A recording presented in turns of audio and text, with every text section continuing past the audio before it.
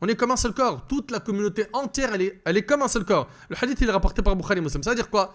Un parmi mes frères, en Birmanie, Ouïghour, en Syrie, en Palestine ou ailleurs, il a mal, il souffre. Et bien tout de suite, moi aussi, je me sens mal. Pourquoi? Parce qu'on est comme un seul corps. Vous suivez? Et selon Abu Huraira radiallahu anhu, le prophète sallam a interdit aux citadins de vendre pour le campagnard. Il a interdit aussi les enchères truquées. De même que de casser le marché de son frère.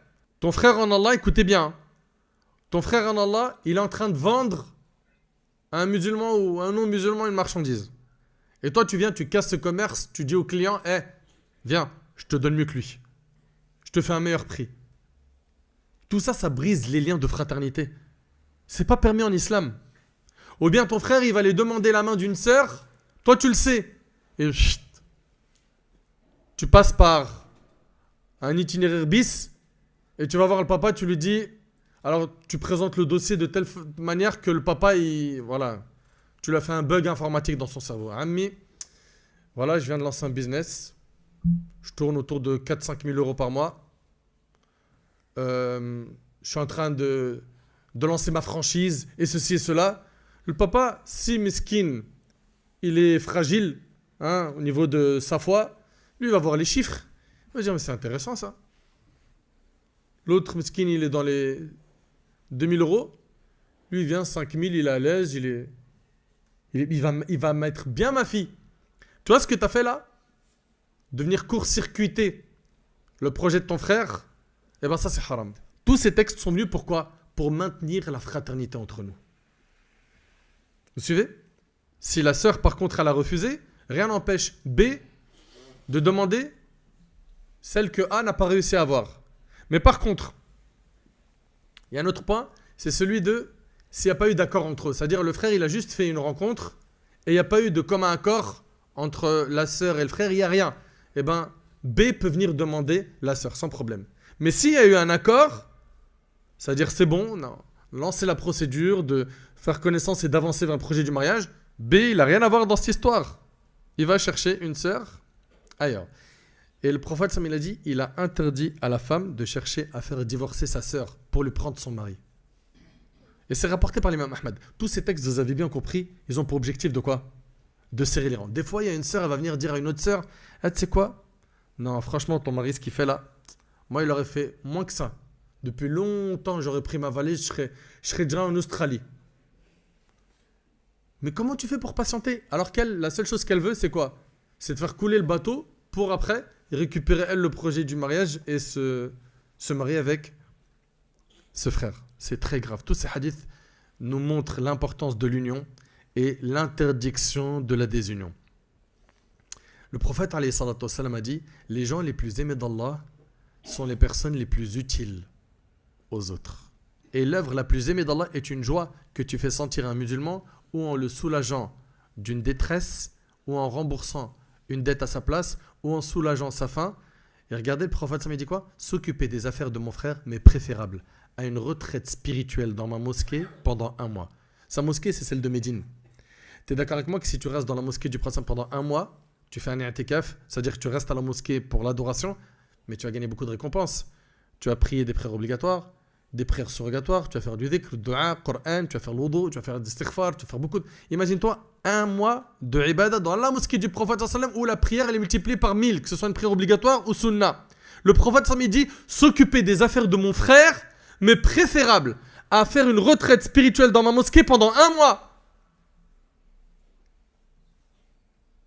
Mais c'est immense. Et ça montre à quel point la fraternité elle a une place très forte. Et le hadith qu'on vient de citer, il est rapporté par Ibn Abi Dunya. Mes chers frères, mes chères sœurs, il faut qu'on apprenne à nous unir et surtout à défendre l'honneur de nos frères et de nos sœurs quand ils sont touchés. Mu'adh ibn Jabal radiallahu anhu, lorsqu'il se rendit à Tabouk et que Ka'b ibn Malik n'était pas venu avec le prophète alayhi salatu wassalam, lui et 2 parmi les compagnons.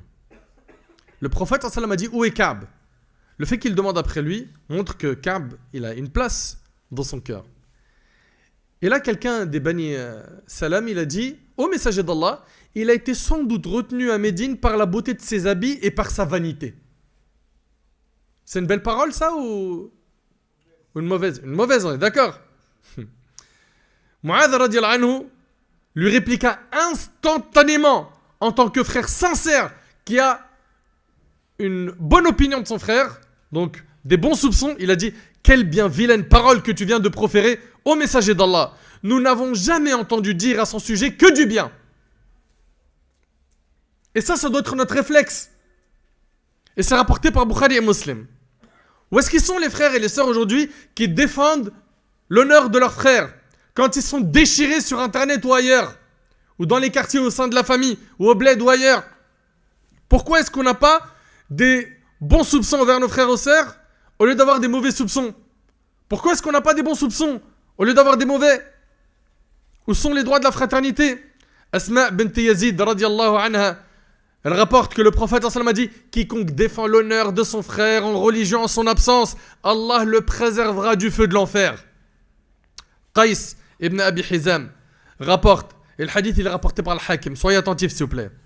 Qais ibn Abi Hizam rapporte qu'il était à Médine, dans un endroit appelé Ahjar al-Zayt. Dans cet endroit, il y avait un cavalier sur sa monture. Et les gens étaient réunis autour de lui. Puis ce cavalier était en train d'insulter Ali ibn Abi Talib radiyallahu anhu. Vous connaissez Ali, n'est-ce pas? Ce noble compagnon, ce pieux. Il était en train d'insulter Ali ibn Abi Talib. Pendant que ce dernier était en train d'insulter Ali ibn Abi Talib, Sa'd ibn Abi Waqqas, qui fait partie des 10 à qui le paradis a été promis, radiyallahu anhu, arriva et lui a dit: pourquoi insultes-tu Ali?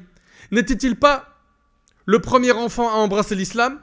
C'est ça que nous on veut de nos frères et nos sœurs. La prise de défense. N'était-il pas le premier à prier avec le prophète sallam? N'était-il pas le plus savant des gens? N'était-il pas le plus ascète des gens? Et Saad continua ainsi à citer les mérites d'Ali ibn Abi Talib jusqu'à dire: n'a-t-il pas épousé la fille du prophète sallam? Qui? Fatima radiallahu anha. N'a-t-il pas eu le droit à l'étendard des musulmans dans les batailles? Puis Saad se dirigea vers la Qibla. La Qibla, c'est la direction de la Mecque. Et il leva les mains en disant: oh Allah, cet homme insulte un parmi tes alliés. Fais que cette assemblée ne soit pas séparée tant que tu ne nous as pas montré ce dont tu es capable. Qais ibn Hizam dit: par Allah, les gens ne se sont pas séparés avant que sa monture, de celui qui était en train d'insulter là, avant que sa monture ne se mette en colère contre lui et finisse par le jeter sur un rocher qui brisa son crâne, suite à quoi il est mort.